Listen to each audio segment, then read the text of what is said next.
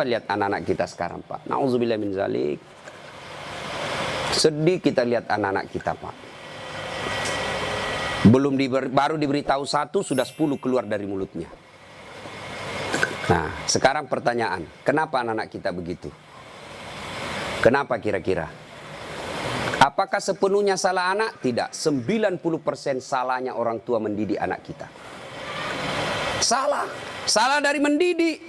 Silakan baca hasil penelitian psikologi pendidikan. Silakan baca tulisan-tulisan di koran, di majalah tentang proses pendidikan. Silakan. Tapi keliru dan sesat ketika Bapak Ibu tidak buka Quran, khususnya surah Luqman untuk mendidik anak. Kita baca riset rujukan dari Eropa, rujukan dari Amerika. Tapi kita tidak pernah buka Quran dalam mendidik anak. Hakul yakin, kalau kita jauhi Quran mendidik anak, maka anak kita bisa jadi cerdas, bisa jadi jabatan tinggi, tapi tidak tahu sopan santun kepada orang tuanya. Karena orang tua kita sekarang merasa hebat kalau anaknya pintar bahasa Inggris.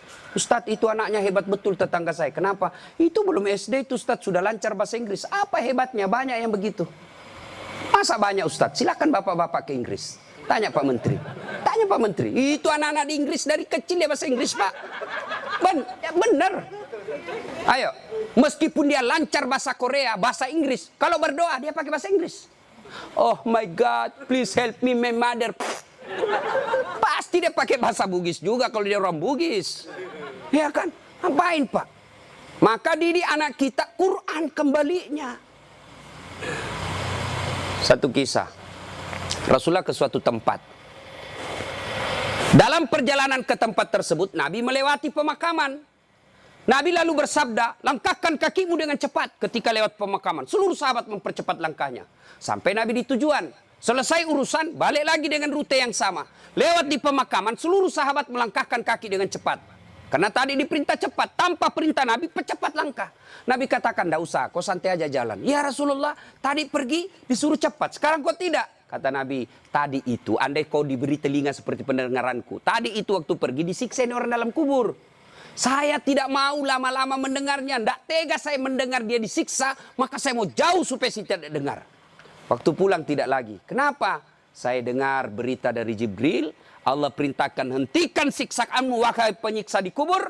Tidak mungkin saya siksa orang tuanya di kuburnya. Sementara anaknya di dunia lagi belajar mengaji membaca basmalah. Bismillahirrahmanirrahim. Baru kalimat basmalah dia baca anaknya. Allah sudah katakan berhenti kau siksa anaknya, orang tuanya. Nabi tidak mengatakan saya dengar anaknya kursus bahasa Inggris. Anaknya kursus aritmatika. Anaknya kursus komputer. Tidak. Tapi apa? Quran. Maka didik anak kita Quran. Ya Pak ya, itu dosa anak-anak yang masih sekolah. Kalau kita ini, yang sudah punya istri, model durhakanya, nah seperti tadi. Lebih takut sama istrinya daripada ibunya. Ada di sini bapak-bapak takut sama istri. Berhenti kau jadi laki-laki kalau takut sama istri. Apa mau takut? Nah kita setengah mati carikan uang. Saya seriusin Pak Menteri. Coba lihat Pak. Dari pagi kita keluar mikir untuk istri. Supaya dia bisa beli emas. Supaya dia bisa pakai kudung yang bagus. Supaya dia bisa pakai tas yang mewah. Supaya dia bisa pakai sepatu yang up to date. Semua kita pikir itu. Mana pernah istri kita mikirkan kita bagaimana supaya kita pakai berlian? Tidak pernah. Kita pikir itu Pak. Bukan cuma di dunia, sampai di akhirat. Makanya tidak masuk akal saya kalau ada suami takut sama istrinya. Mana mau takut? Semua kita tanggung dunia akhirat. Ya, di dunia kita tanggung AC-nya. Di dunia kita tanggung cicilan mobil. Di akhirat kita tanggung lagi dosa istri. Lalu dia kasih takut-takut kita. Pret! Bagaimana ceritanya? Lain kalau dia kasih kita modal 10 miliar. Kau sudahlah, kau duduk saja. Kita takutlah nanti habis modal. Tapi kalau kita juga yang cari uang. Lalu kita takut sama istri. Tidak masuk akal saya. Ya nggak Ustaz. Dia pecahkan piring. Kalau dia pecahkan satu, kasih pecah satu lusin. Kenapa? Piring boleh dibeli. Harga diri sebagai suami tidak boleh diinjak-injak istri. Takbir. Yang takbir pasti takut sama istrinya. Coba. Itu kan ada laki-laki dosa sama sama mertua, sama ibunya gara-gara takut sama istri. Contoh ya. Nih dapat bonus di kantor. Lalu suaminya berkata, "Ma, ini kan COVID lama kita tidak kunjungi bapak di kampung. Kita kunjung tentu bawa wabah buat ibu bapak kita. Sudahlah, ini bonus kita transfer aja. Mudah-mudahan ini bisa digunakan ibu. Beli makanan kesukaan. Dia menikmati air usia senja." Apa kata istrinya? "Apa? Ibumu terus. Kawin kok sama ibumu? Nih dong. Mana orang bisa kawin sama ibu? Ada kan ibu ngomong begitu, beleng-beleng. Ini asli beleng-beleng. Mana bisa pilih kok, mamamu atau saya? Mana bisa dipilih antara ibu dengan istri? Ini pilihan yang tidak masuk di akal." Kalau saya istri saya bilang begitu, "Ceraikan saya. Sini kok, saya ajar kok bagaimana isi formulir penceraian." Benar Pak, jangan sampai bapak berdosa gara-gara takut sama istri. Hilang berkah hidup rumah tangga kalau ibu takut sama istri, berbuat baik sama orang tua gara-gara takut sama istri. Mestinya istri yang baik, dia sujud syukur ketika mertua anaknya. Kenapa? Berdoa, "Ya Allah, mudah-mudahan anakku juga seperti ini ketika saya sudah punya istri, masih mengingat saya." Tapi kalau dari kecil anak kita dipertontonkan tidak boleh berbuat baik sama mertua, maka begitu ibu nanti juga tua, dikasih masuk panti jompo sama anak mantunya. Si mau kok. Ini, dengar ibu-ibu ya. Mestinya sujud syukur. Alhamdulillah saya punya suami perhatian betul sama mertua. Mudah-mudahan anak saya juga seperti ini. Ya Allah, terima kasih kau kirim orang tua ini. Gara-gara ini orang tua saya punya suami jadi menteri. Andai saja bukan suami ini, orang tua ini punya anak, mungkin suami saya pengangguran. Bersyukur dengan cara apa? Jangan halangi. Dan kita juga suami jangan bersebelah. Mertua juga kita adalah orang tua kita. Konsep Islam itu ada 3 orang tua. 1 ibu bapak, 2 mertua, 3 orang yang pernah mengajari ilmu. Itu orang tua kita. Maka yang baik, datang ibunya suami, istri yang kasih hadiah. Datang orang tuanya istri, suami yang kasih hadiah. Malah jangan sembunyi-sembunyi. Karena takut sama istri, masuk di dapur mamanya, "Mak, jadilah istri saya, mati saya." Beleng-beleng. Ya? Takbir. Jangan sampai bapak menjadi anak durhaka hanya karena takut kepada istri. Itu camkan itu Pak. Maka saya bilang sama istri saya, "Boleh kau marah-marah sama saya. Ada rezeki dari saya, kau habisi duit, itu rezekimu. Boleh kau maki-maki saya kalau kau marah. Boleh kau lempar kepalaku, yang penting tidak dikena. Satu yang tidak boleh sedengar, jangan pernah kau sakiti perasaan ibu saya." Begitu sakit perasaan ibu saya, tidak ada mantan orang tua. Tapi istri, banyak namanya mantan istri. Nah itu harus tegas, ini prinsip buat kita anak. Nah ini golongan pertama yang menderita ketika sakaratil maut, anak yang durhaka kepada orang tuanya. Bagaimana dengan almarhum anak Pak Tony? Atau kita yang sudah meninggal orang tuanya?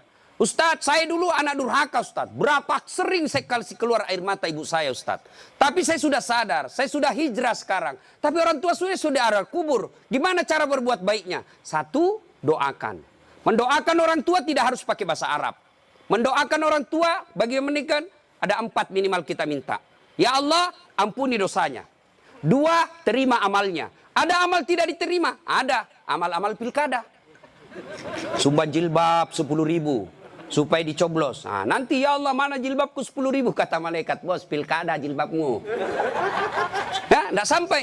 Pun kalau ada amal orang tua kita seperti itu, dia pernah caleg, maka kita berdoa, "Ya Allah, terima amalnya orang tuaku." Yang ketiga, lipat gandakan amalnya tersebut. Dan yang keempat, lapangkan alam kuburnya, jadikan kuburnya menjadi taman-taman surga. Lalu tutup dengan doa yang ada Al-Quran, "Allahumma ghafirli wali walidayya warhamhuma kama rabbayani shaghira." Doakan. Yang kedua, cara berbuat baik kepada orang tua semeninggal adalah bersedekah atas nama orang tua. Saudara-saudara sekalian, saya sebagai anak pertama, ini memang ada hak waris kita. Rumah ini kita 4 bersaudara, kita punya hak waris. Tapi inilah peninggalan Bapak yang beliau sejak jadi pegawai sampai pensiun mencicil rumah ini. Tidak elok rasanya begitu meninggal, beliau tidak menikmati rumah ini. Lebih baik rumah ini kita jual, kita belikan beliau jadikan masjid, Nah, setengah dari ini warisan barulah kita bagi. Bagaimana adik-adik? Setuju? Setuju, Kak. Nah, biasa kalau ada begini istri yang menghasut. Apa kek, kau kan anak pertama, masa kau mau diatur sama adikmu, dongo ini. Nah, itu biasa itu begitu. Jadi penghasut. Nah, bersedekah atas nama orang tua. Ada lagi yang berkata tidak sampai kalau sudah meninggal Ustadz. Mau bukti bahwa sedekah kepada orang meninggal sampai? Mau bukti? Mau, Pak? Mau, saya kasih bukti. Gimana caranya? Bapak meninggal dulu, saya kirimkan sedekah. Sebab yang begini alam gaib, Pak, tidak bisa diakali. Kalau Bapak tidak percaya sudah mati duluan deh, saya kirim Fatihah dengan binatang kurban. Yang ketiga, cara berbuat baik kepada orang tua sudah meninggal adalah mengunjungi karib kerabatnya.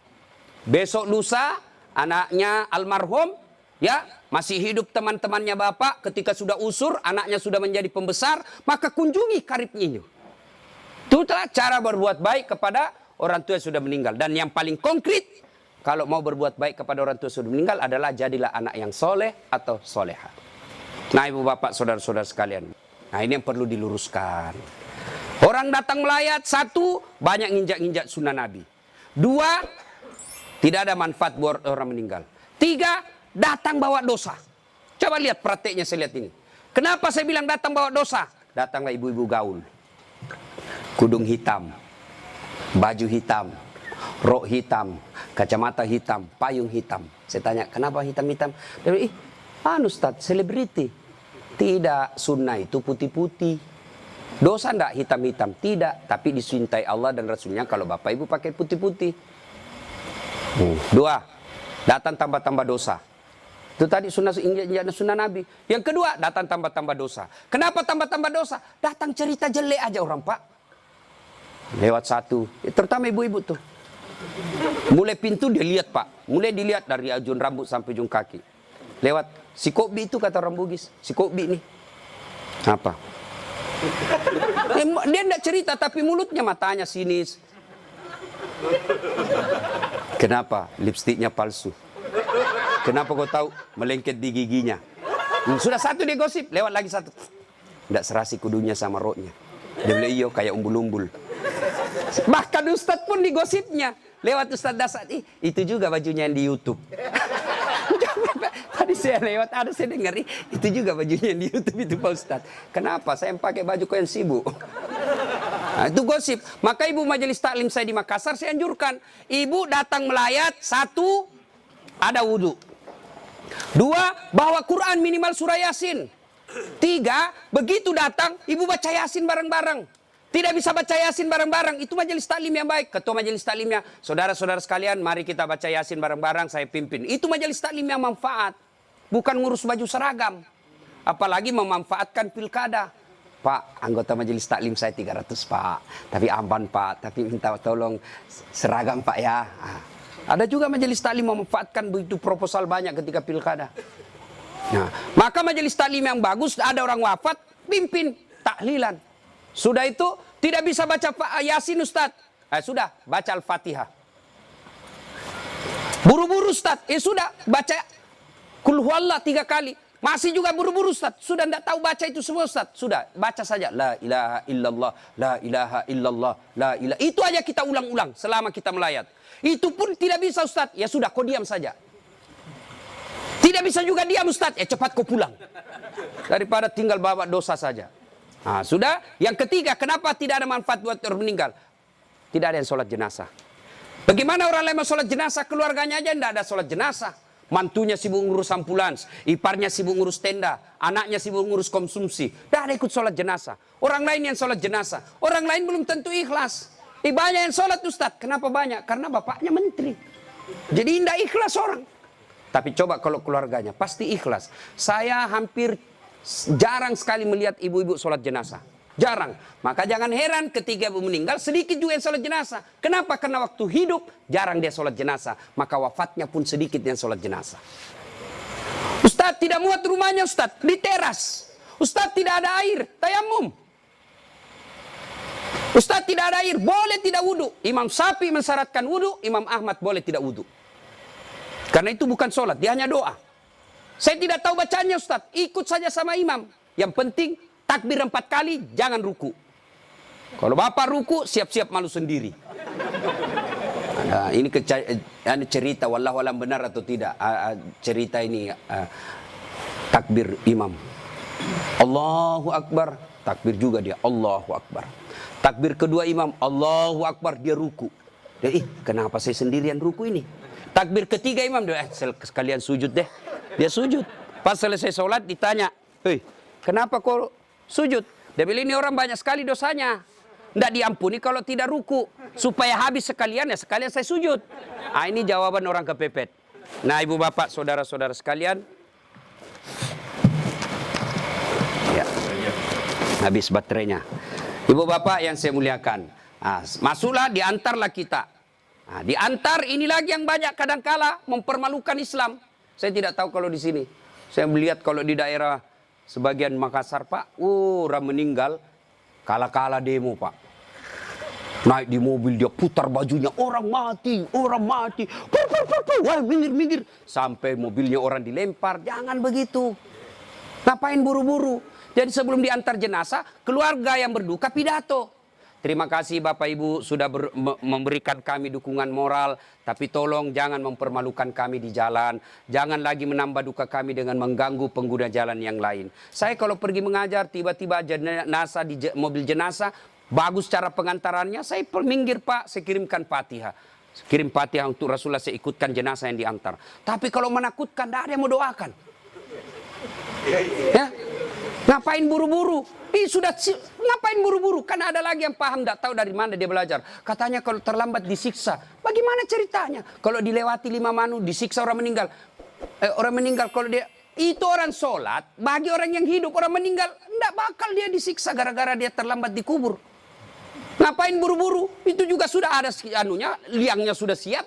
Semua apa perluan pemakaman sudah siap. Apalagi kalau ada wasiat orang yang meninggal. Jangan kau kubur saya sebelum anakku datang dari Amerika. Wajib kita tunggu. Itu wasiat. Ada 7 kewajiban orang hidup terhadap orang mati. 1 diantaranya wasiat. Kecuali wasiatnya bertentangan agama atau melanggar mengandung mudarat. Misal, jangan pernah kau kuburkan saya di tempat kopi. Kuburkan saya di kampung. Tapi keputusan pemerintah karena dia wafat karena COVID, ya boleh tidak diamalkan wasiatnya. Kenapa? Karena dia mengandung mudarat. Atau dia bilang kuburkan saya di kampung. Tapi begitu mau dikuburkan ada badai, tidak bisa nyebrang pulau. Boleh itu karena di luar kemampuan kita. Atau besok-besok saya meninggal kasih narkoba di atas kuburku.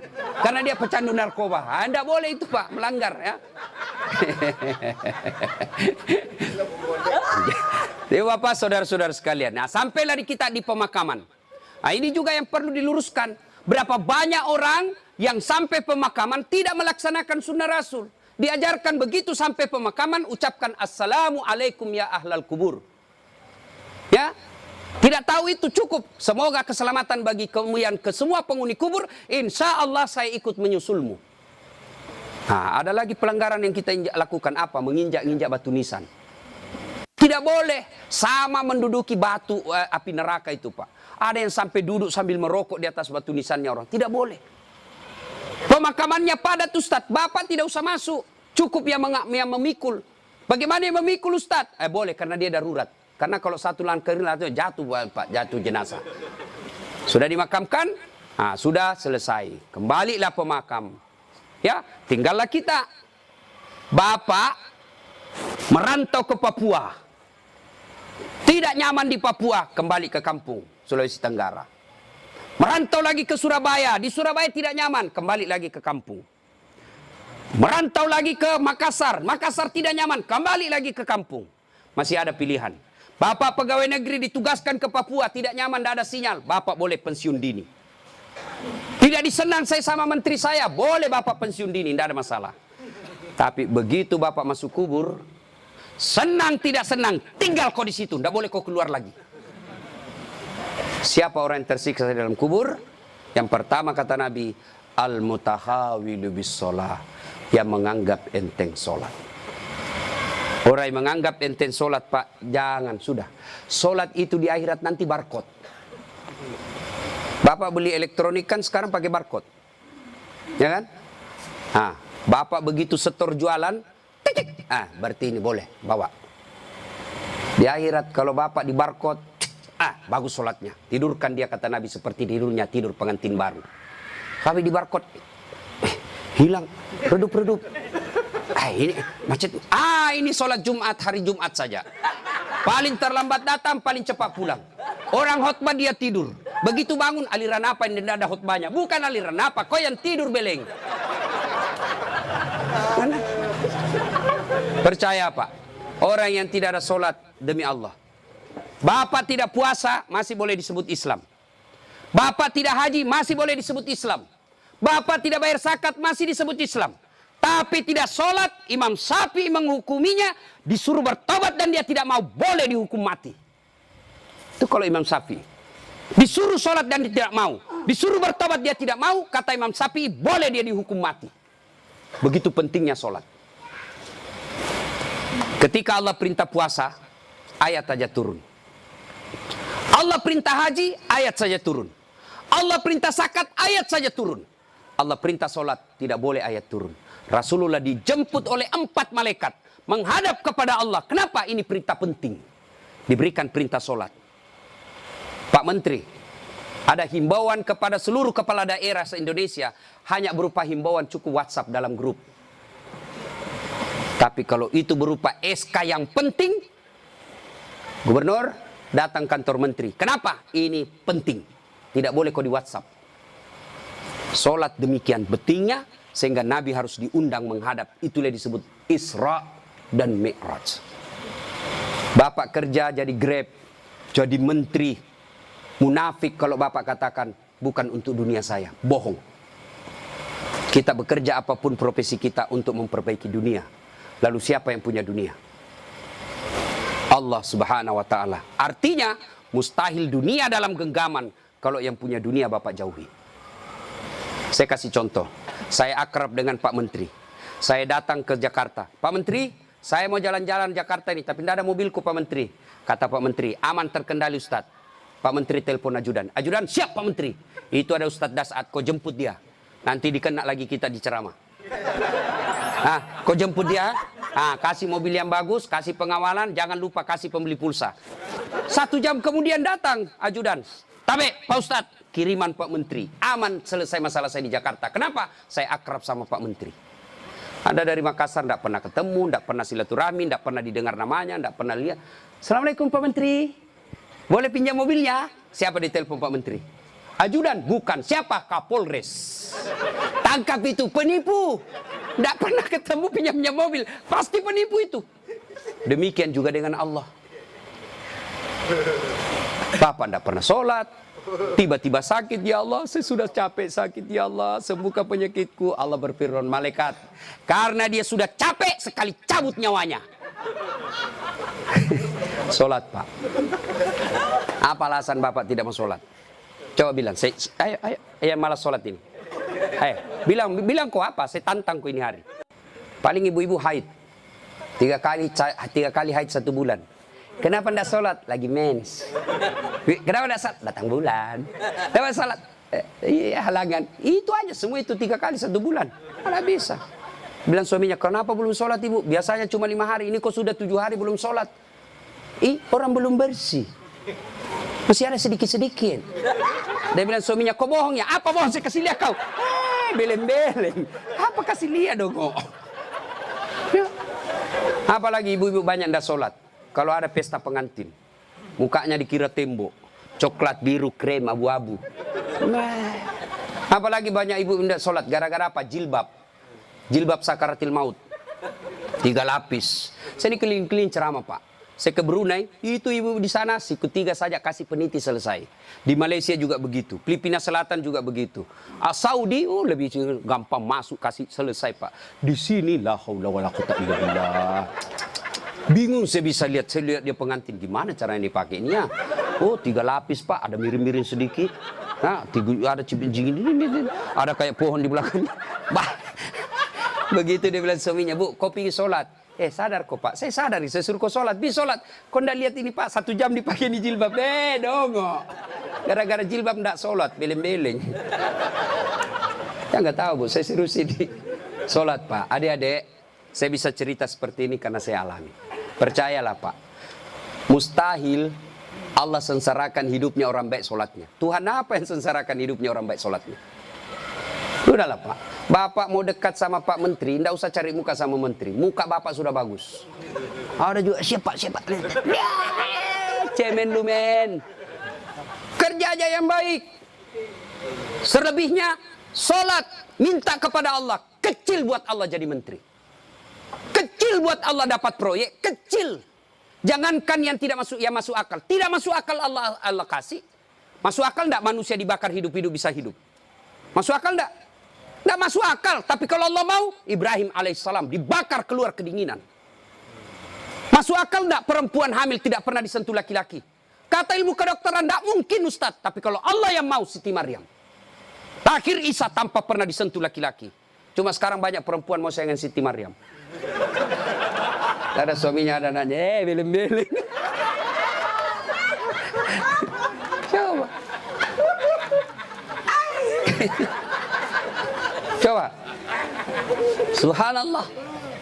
Banyak kejadian tidak masuk akal tapi terjadi. Masuk akal enggak orang bisa hidup dalam perut ikan? Ada pernah masuk perut ikan? Kalau saya ikan masuk dalam perutku. Kalau Allah yang mau, Yunus alaihissalam 40 hari dalam perut ikan, hidup keluar dengan selamat. Apalagi sekedar punya mobil kecil buat Allah, kecil.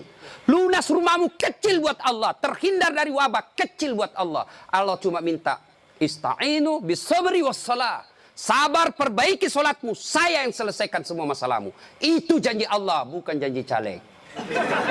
Kalau caleg Pak dikasih semua kita namanya Pak, pilih saya, gampang, sama-sama kita orang Bugis. Ini masalah, ada masalahmu telepon saya 24 jam. Begitu ada masalahnya dia ganti nomor HP-nya Pak. Bapak saudara-saudara sekalian, banyak yang ini saya sampaikan tapi waktu yang terbatas. Pada akhirnya saya tidak pernah berpikir berdiri di tempat ini. Mestinya jadwal saya ada di Makassar takziah malam ini. Tapi begitu Pak Herman telepon dan dibicarakan saya sama Pak Menteri, saya lupa janji saya 2 Pak. Ceramah saya hari ini di Makassar, saya lupa Pak. Itu pasti karena orang yang meninggal orang baik. Saya terharu tadi istri beliau mengatakan, Ustadz, 3 bulan sebelum beliau wafat, ceramahnya Ustadz selalu dia putar. Maka beliau katakan, saya terharu Ustadz karena saya tidak tahu kalau Ustadz yang mau ceramah malam ini. Ini karena kekuatan silaturahim. Ini karena pejabat yang baik. Ya. Banyak-banyak pejabat saya kenal Pak, kalau temannya meninggal paling kirim bunga. Ini alhamdulillah hadir memberikan dukungan dan mendatangkan Ustadz Dasat. Maju Pak Eko. Alhamdulillah ya. Bapak, saudara-saudara sekalian, sebelum kita akhiri, saya mau bertanya dan ini pasti dicatat oleh malaikat. Apakah Bapak Ibu bersaksi bahwa almarhum orang baik? Kalau ada dosa dan kesalahan dimaafkan? Catat ya malaikat, inilah menjadi amal kebaikan buat almarhum. Banyak yang ingin saya sampaikan tapi waktu yang sangat terbatas. Untuk ingin mendengarkan ceramah saya lagi, gampang, silahkan buka channel YouTube saya, Dasat Latif. Nah, jangan lupa like and share. Atau di Instagram Dasat Latif 1212. Terima kasih. Sebagai kesimpulan, kullu nafsin sa'ikatil maut. Semua yang hidup pasti akan mati. Al mautu babun. Mati adalah pintu yang setiap kita pasti melewatinya. Karenanya yang jadi masalah sesungguhnya bukan mati itu. Yang jadi masalah adalah sudah siapkah kita menghadapi kematian itu? Dan apa bekal sebaik-baik dalam menghadapi kematian? Satu diantaranya takwa. Dan takwa itu operasionalnya, wujud nyatanya. Birrul walidain, berbuat baik kepada kedua orang tua. Dan peliharalah sholat dengan sebaik-baiknya. Demikian, lebih dan kurangnya mohon dimaafkan. Nun wal kalam ya misturun. Billahi fisabilil haq. Sebelum kita akhiri, mari kita kirimkan suratul Fatihah kepada Rasulullah Muhammad SAW. Khasiat dan keutamanya kita ikhlaskan untuk almarhum Bapak Tony Effendi bin Muslim Effendi. Ila hadratil Nabi Mustafa Muhammad SAW. Summa hususil ruhil almarhum Tony Effendi bin Muslim Effendi. Al-Fatihah.